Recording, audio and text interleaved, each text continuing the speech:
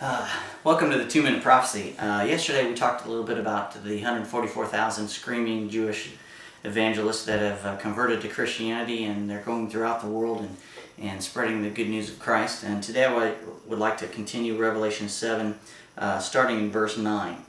After this I saw a vast crowd, too great to count, from every nation and tribe and people and language, standing in front of the throne. Now here we are a year or two into the tribulation, and John sees a whole bunch of Christians in front of the throne.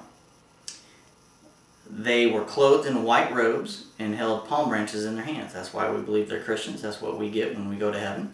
And they were shouting with a great roar, "Salvation comes from our God who sits on the throne and from the Lamb."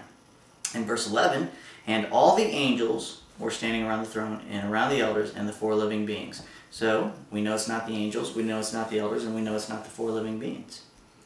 So they sang a song, and then one of the 24 elders asked John, "Who are these who are clothed in white? Where did they come from?"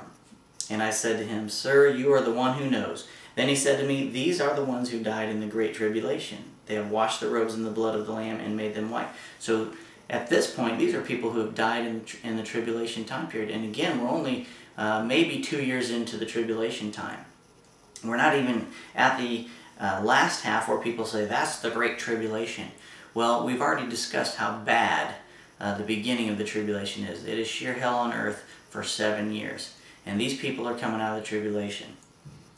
That is why they stand in front of the God's throne and serve Him day and night in His temple, and He who sits on the throne will give them shelter.